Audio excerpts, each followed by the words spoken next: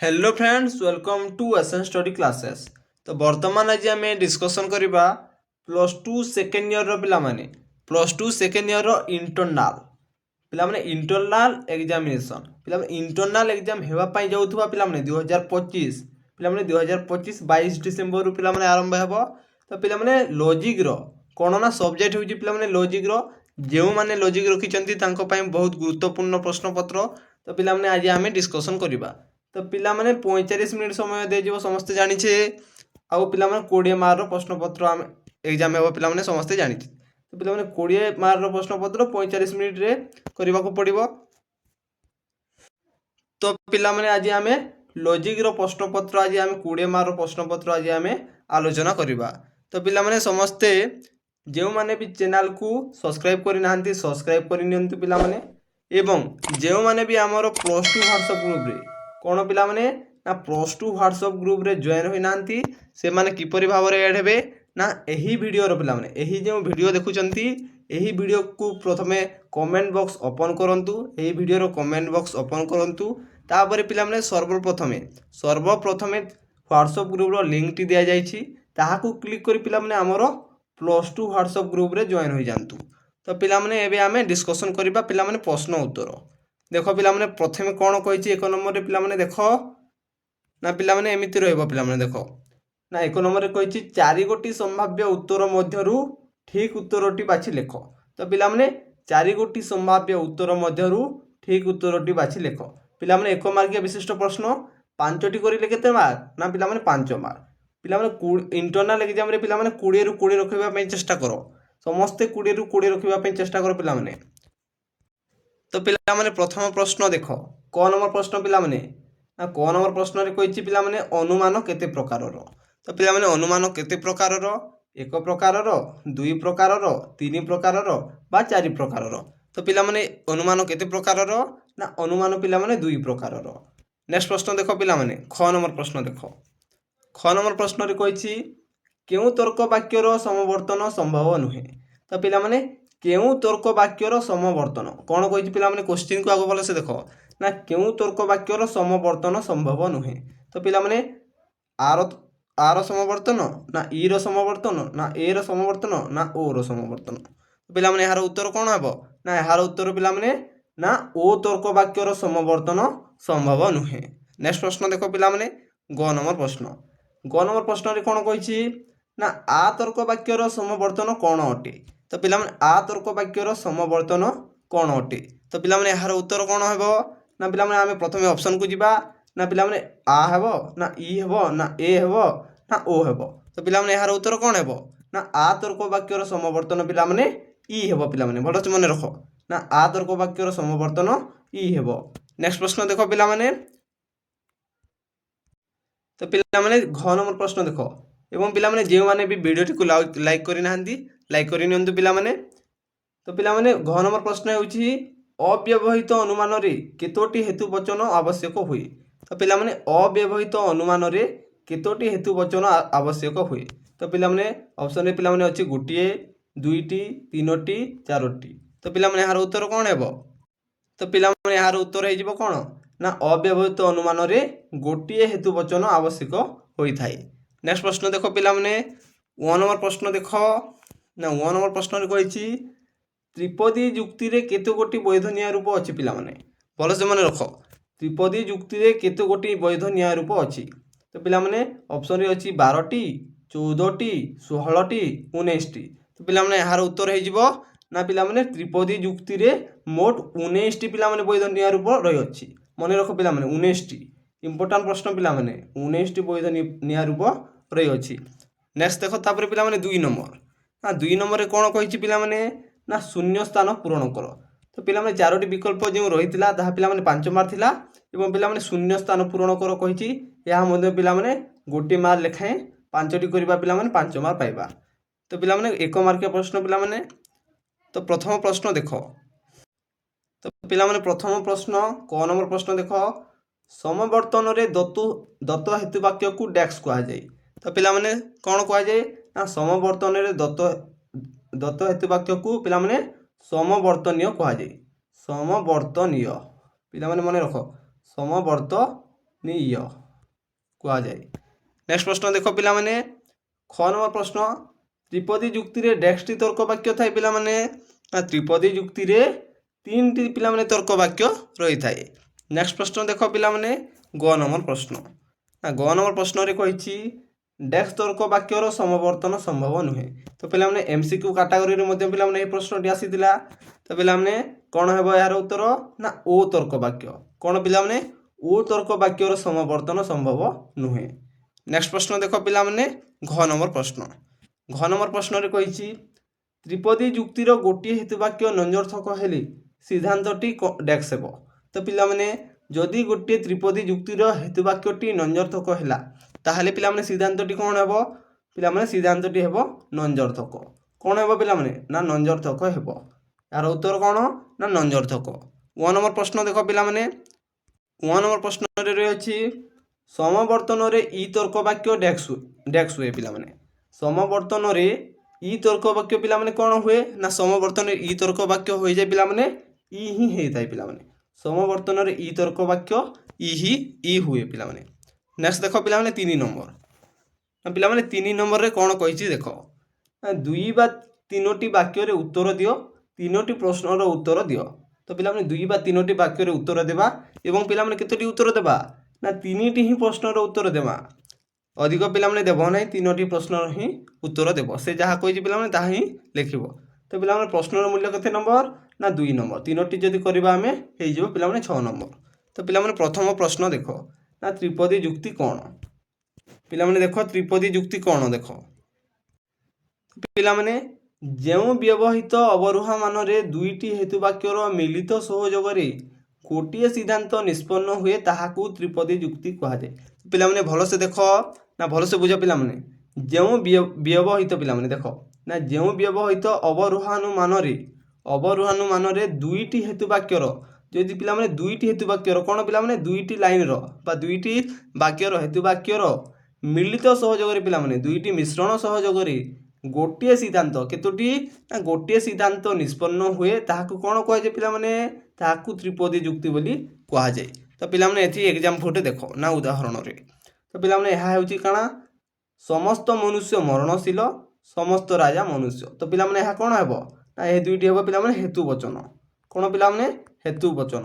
तो पिलामाने से कोन कहिदिला ना दुईटी हेतु वाक्यर मिलित सहयोग रे पिलामाने एही दुईटी हेतु वाक्यर मिलित सहयोग रे पिलामाने एही सिद्धांतटी निष्पन्न होईची। तो पिलामाने एहा हेले कोन ना त्रिपदी जुक्ति। तो पिलामाने समस्त मनुष्य मरणशील समस्त राजा मनुष्य, अतएव कोन हेबो पिलामाने ना समस्त राजा मरणशील। नेक्स्ट प्रश्न देखो पिलामाने, ख नंबर प्रश्न, ख नंबर प्रश्न रे कहिची पिलामाने देखो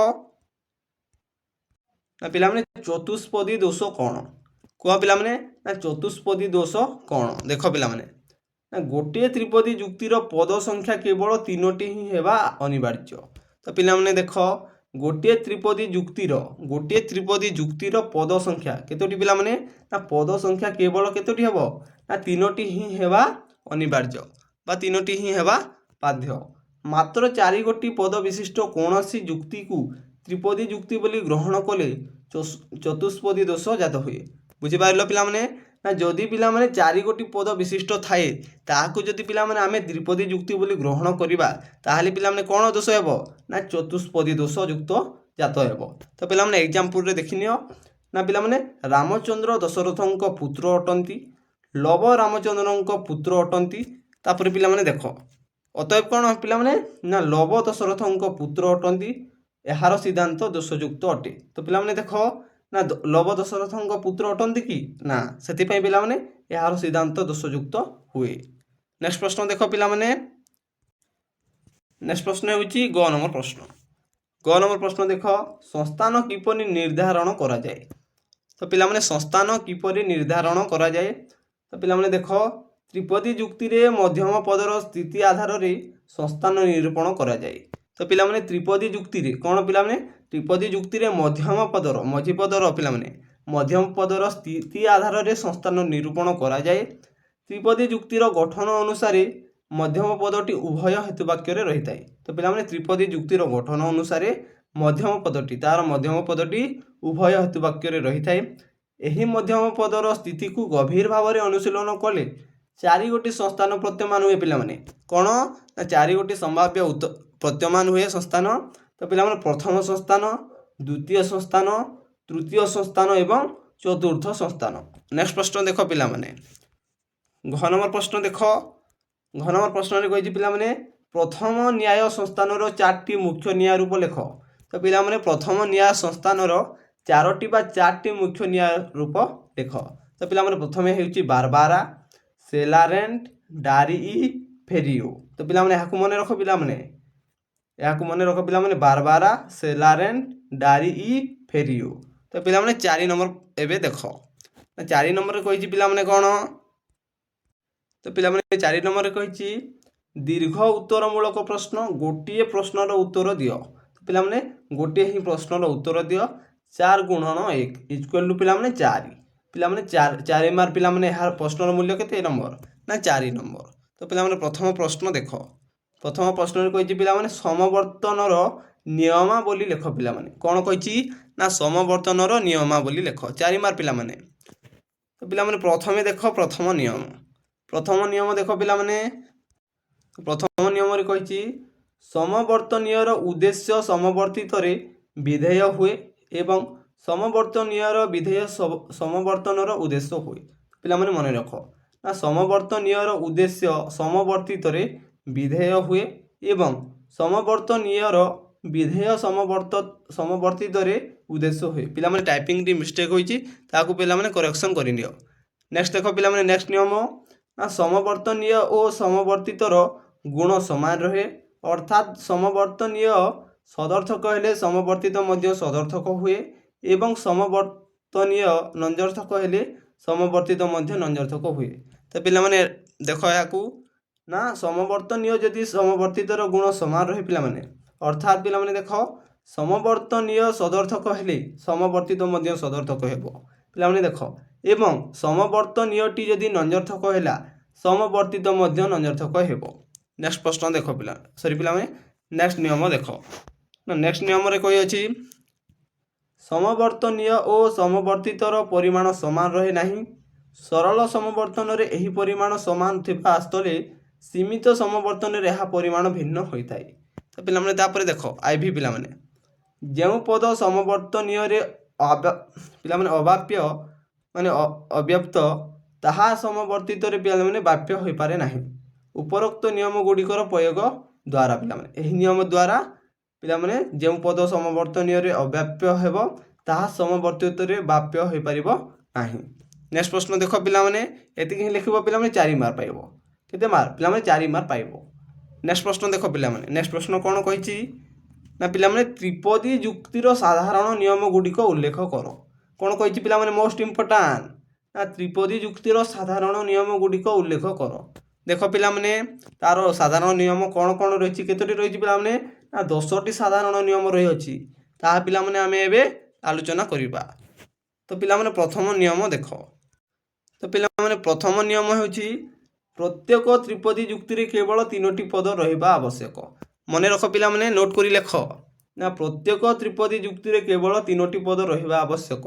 प्रथम नियम गला पिलामाने द्वितीय नियम एबे देखिबा ना प्रत्येक त्रिपदी युक्ति रे केवल 3टी ही तर्क वाक्य रहिबा आवश्यक। तो पिलामाने 3टी पद जदि रहइबो 3टी तर्क वाक्य मध्ये पिलामाने त्रिपदी युक्ति रे रहइबो। तो पिलामाने द्वितीय नियम सरिला। तापर पिलामाने तृतीय नियम हेतु वाक्य द्वय हेतु पद अंततः थरे व्याप्य हेबा आवश्यक। तो पिलामाने हेतु वाक्य द्वय दुईटी हेतु वाक्य हेतु पद अंततः पिलामाने अंततः थरे व्याप्य हेबा आवश्यक। तापर पिलामाने 4 नंबर देखो ना 4 नंबर पिलामाने नियम देखो जेउ पद हेतु वाक्य रे अवाप्य बा अव्यक्त ताहा सिद्धांत रे व्याप्य होई परिबो नाही। देखो पिलामाने जेउ पद हेतु वाक्य रे अवाप्य हेबो ताहा सिद्धांत रे व्याप्य हेबो नाही। 5 नंबर देखो पिलामाने 5 नियम ना दुईटी नंजर्थक हेतु वाक्य रु कोनोसी सिद्धांत मिलिबो नाही। पिलामाने दुईटी नंजर्थक हेतु वाक्य रु कोनोसी सिद्धांत निष्कृत होए नाही बा मिले नाही। तापर पिलामाने देखो 6 नंबर ना गोटे हेतु वाक्य नंजर्थक हेले सिद्धांतटी मध्ये कोन हेबो ना नंजर्थक ही हेबो। गोटे हेतु वाक्य जदि नंजर्थक हैला ताले पिलामाने सिद्धांतटी मध्ये नंजर्थक हेबो। तापर पिलामाने 7 नंबर नियम देखो उभय हेतु वाक्य सदर्थक हेले सिद्धांतटी मध्ये सदर्थक हेबो। ପିଲାମାନେ ଦେଖ ଉଭୟ ଯଦି ହେତୁବାକ୍ୟ ସଦର୍ଥକ ହେଲା ପିଲାମାନେ ସିଦ୍ଧାନ୍ତଟି କ'ଣ ହେବ ନା ସିଦ୍ଧାନ୍ତଟି ମଧ୍ୟ ପିଲାମାନେ ସଦର୍ଥକ ହିଁ ହେବ। 8 ନମ୍ବର ନିୟମ ଦେଖ ପିଲାମାନେ ନା ଦୁଇଟି ବିଶେଷ ହେତୁବାକ୍ୟରୁ କୌଣସି ସିଦ୍ଧାନ୍ତ ମିଳେ ନାହିଁ ବା ନିଷ୍କୃତ ହୁଏ ନାହିଁ। ଦୁଇଟି ଯଦି ବିଶେଷ ହେତୁବାକ୍ୟ ରହିଅଛି ସେଥିରୁ ପିଲାମାନେ କୌଣସି ସିଦ୍ଧାନ୍ତ ମିଳିବ ନାହିଁ। ନେକ୍ସଟ ଦେଖ ପିଲାମାନେ 9 ନମ୍ବର ନା ଗୋଟିଏ ହେତୁବାକ୍ୟ ବିଶେଷ ହେଲେ ସିଦ୍ଧାନ୍ତଟି ମଧ୍ୟ ବିଶେଷ ହୋଇଥାଏ। ତ ପିଲାମାନେ ଗୋଟିଏ ହେତୁବାକ୍ୟ ଯଦି ବିଶେଷ ହେଲା ତାହେଲେ ପିଲାମାନେ ସିଦ୍ଧାନ୍ତଟି ମଧ୍ୟ ବିଶେଷ ହେବ। ତାପରେ ପିଲାମାନେ 10 ନମ୍ବର ଦେଖ 10 ନମ୍ବର ନିୟମ ପିଲାମାନେ ସାଧ୍ୟାବୟବ ବିଶେଷ ଏବଂ ପକ୍ଷାବୟବ ନଞ୍ଜର୍ଥକ ହେଲେ କୌଣସି ସିଦ୍ଧାନ୍ତ ମିଳିବ ନାହିଁ। ତ ପିଲାମାନେ ସାଧ୍ୟାବୟବ ଯଦି ବିଶେଷ ହେଲା ଏବଂ ଯଦି ପିଲାମାନେ ପକ୍ଷାବୟବ ଯଦି ନଞ୍ଜର୍ଥକ ହେଲା ତାହେଲେ ପିଲାମାନେ କୌଣସି ସିଦ୍ଧାନ୍ତ ମିଳିବ ନାହିଁ। ତ ପିଲାମାନେ ଏହାକୁ ଲେଖିନିଅ ଖାତାରେ ପିଲାମାନେ ଏବଂ ପିଲାମାନେ ପଢ଼।